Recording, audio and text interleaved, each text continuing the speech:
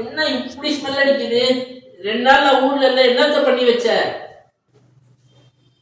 நான் இங்க 2 வாளி வச்சிருக்கேன், இன்னும் 1 தான் இருக்கு. ஆமா, நான் ஒருத்தன் தானே இருக்கு, எனக்கு எதுக்கு 2 வாளி குப்பை? நான் குப்பை அதிகமா இருக்குன்றதுக்காக 2 வைக்கல. 1 ட்ரை வேஸ்ட் 1 வெட் வேஸ்ட் பிரிச்சு போடுறதுக்காக வச்சிருக்கேன். நீ இப்ப 2த்தையும் சேர்த்து போட்டனால தான் இப்படி நாறுது. ஏன்டா நீ வேற வந்த உடனே தொட நாக ஆரம்பிக்கிற?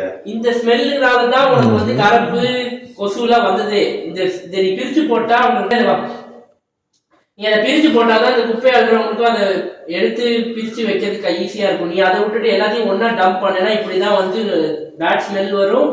அதோட வந்து இந்த கொசு கரப்பெல்லாம் வந்து வீடே நாஸ்தியா போகும். சேர்த்து போனாலும் இன்ஃபெக்ஷன் கூட ஆகும். இப்போ பாரு, நீ இப்படி எல்லாத்தையும் சேர்த்து இப்படி போட்டிருக்கனால தான் வந்து நமக்கு இந்த ஸ்மெல் அண்ட் இன்ஃபெக்ஷன் வரக்கூட வாய்ப்பு நிறையா இருக்கு. அப்படியா?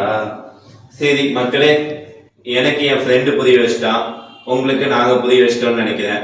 ஸோ பி அவேர், மக்கும் குப்பை மக்காத குப்பை பிரித்து போடுங்க and stay safe. Thank you all.